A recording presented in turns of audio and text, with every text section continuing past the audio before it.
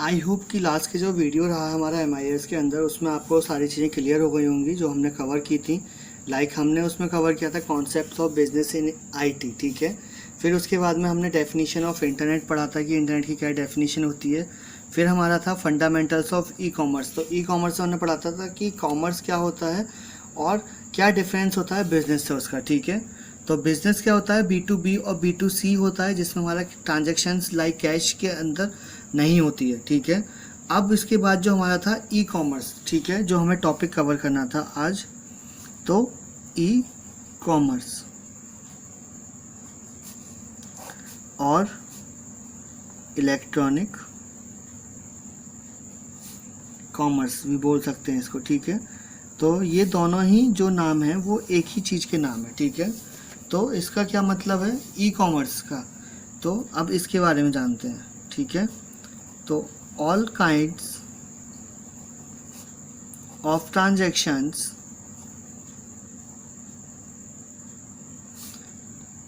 marketing done through internet by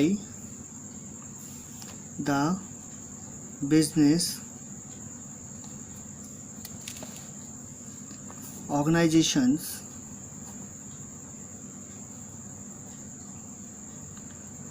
to the customer is known as e-commerce.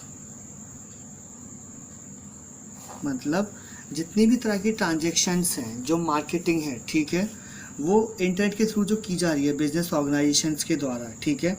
ये किसके लिए की जा रही है, बिजनेस ऑर्गेनाइजेशन जो कर रही है कस्टमर्स के लिए कर रही हैं, ठीक है। तो कस्टमर्स क्या करेंगे, यहाँ से जब भी उनके कोई ट्रांजेक्शन होगी लाइक परचेज करना है, सेल करना है, वो सब किससे हो सकता है, ई कॉमर्स के पोर्टल के थ्रू। तो ई कॉमर्स क्या है, एक पोर्टल है जहाँ से हम कोई भी ट्रांजेक्शन परफॉर्म कर सकते हैं, ठीक है। तो इसका देखते हैं एग्जाम्पल। एग्जाम्पल्स क्या हो गया, purchasing of goods through internet,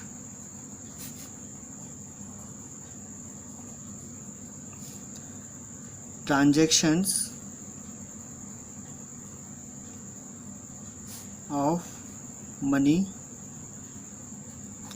by bank, attracting customers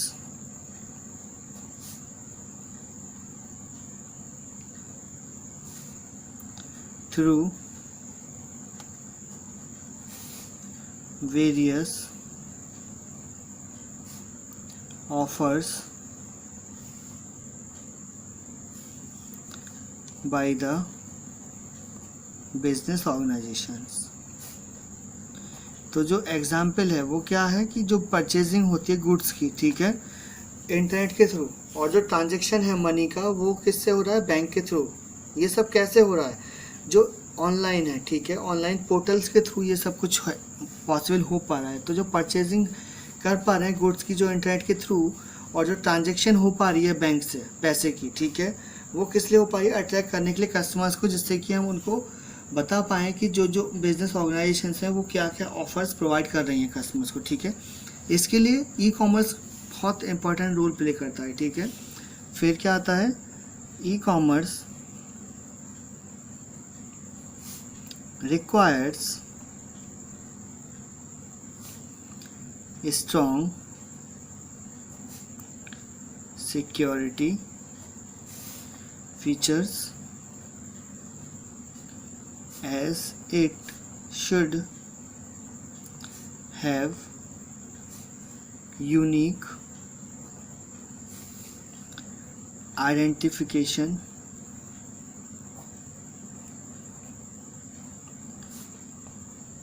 methods and users must have passwords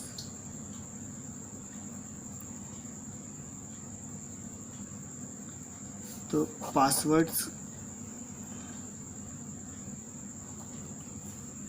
password क्या होंगे? जो ई कॉमर्स है, ठीक है, तो ई कॉमर्स क्या है? एक स्ट्रॉन्ग सिक्योरिटी फीचर है, ठीक है। ये किस लिए होता है कि इसकी वजह से क्या होता है कि जो यूनिक आइडेंटिफिकेशन मेथड है, ठीक है, और जो यूज़र्स हैं उनके पास में क्या होगा? इसके पासवर्ड्स रहेंगे, ठीक है।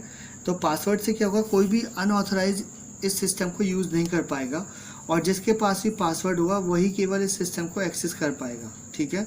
तो ये हमारा किस में आता है? ERP के अंदर ही आता है।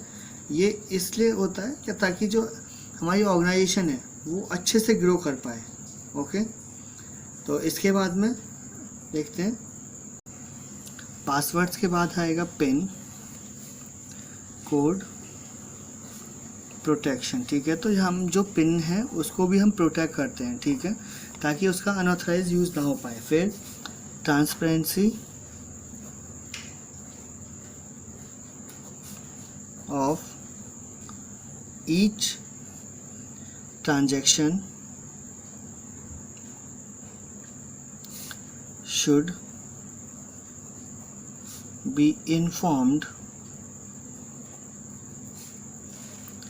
to the customers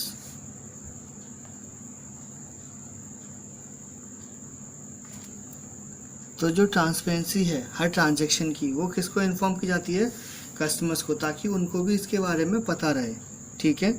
तो इससे क्या होगा? जो स्पीड है इंफॉर्मेशन की, ठीक है, वो बहुत ज़्यादा हो जाती है। Speed of information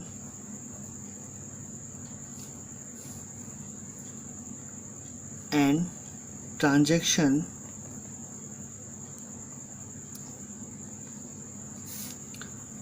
should fast,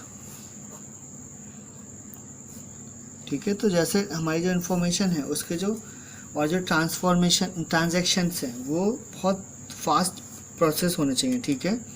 products purchased and delivered must be clear and should gain the confidence of customers। तो जो प्रोडक्ट परचेज की जाते हैं, ठीक है, और जो डिलीवर की जाते हैं ऑनलाइन ई कॉमर्स के थ्रू, वो सब क्या होते हैं?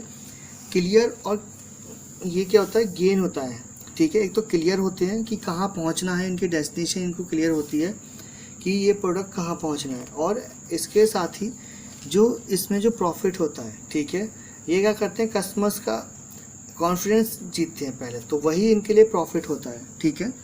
इससे क्या होगा? ताकि कस्टमर जो है नेक्स्ट टाइम से दोबारा से ऑर्डर कर पाए। सो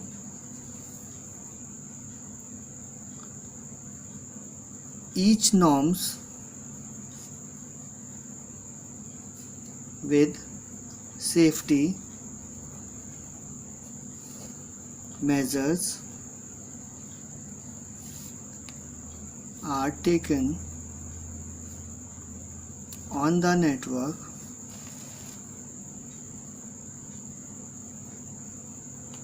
networking for smooth functioning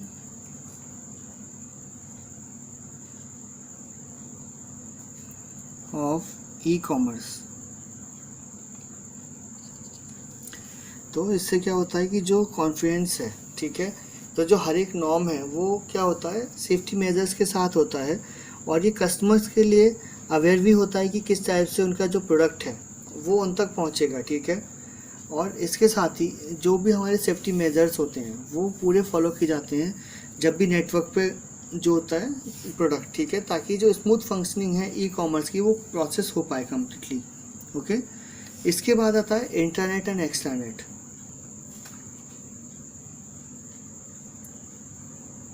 internet and एक्सट्रानेट।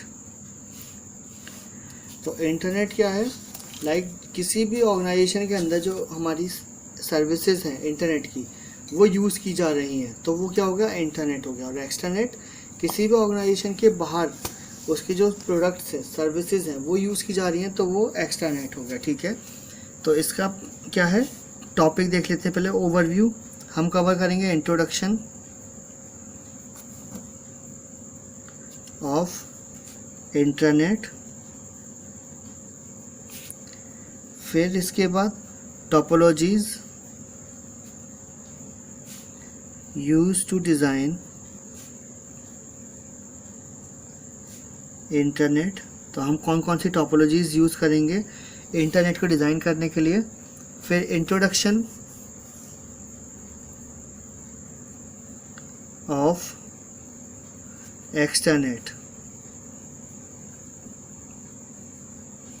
ठीक है, तो इसका हम इंट्रोडक्शन करेंगे कि एक्सट्रानेट का क्या होता है। फिर इसके बाद है डिफरेंस बिटवीन इंटरनेट एंड एक्सट्रानेट। ठीक है, इन दोनों के बीच में हम डिफरेंस भी करके देखेंगे कि ये क्या होता है। ठीक है, अगेंस्ट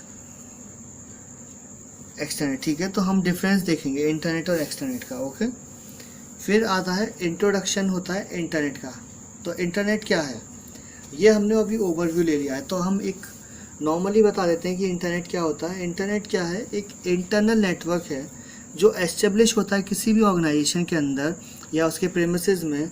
जो क्या होता है लाइक उसमें कुछ टोपोलॉजीज यूज़ की जाती हैं जिससे कि हमारे जो यूज़र्स हैं वो उससे कनेक्ट कर पाएँ और अपने जो भी मैसेजेस हैं वो शेयर कर पाएँ इंटरनेट के ऊपर। ठीक है, अगर वो सेंड कर रहे हैं तो इसमें क्या होता है सेंट्रलाइज सिस्टम होता है लैन का, उससे सब कनेक्टेड होते हैं। ठीक है, और ये क्या होता है एक मिनीचर इंटरनेट होता है, लाइक हमारा प्राइवेट नेटवर्क है जो एक ऑर्गेनाइजेशन के अंदर ही केवल चल रहा है। ठीक है, अगर हम आउटसाइड द ऑर्गेनाइजेशन उसको यूज़ करने की कोशिश करेंगे तो वो एक्सेसिबल नहीं होगा। ठीक है, वो केवल विद इन ऑर्गेनाइजेशन के अंदर ही रहेगा। ठीक है, तो इसके बाद का जो टॉपिक है इसको हम एक्सप्लेन करेंगे इंटरनेट को, और टोपोलॉजीज़ कौन कौन से यूज़ होती हैं वो सब हम कवर करेंगे नेक्स्ट वीडियो में। ठीक है, आज के लिए इतना ही, थैंक यू।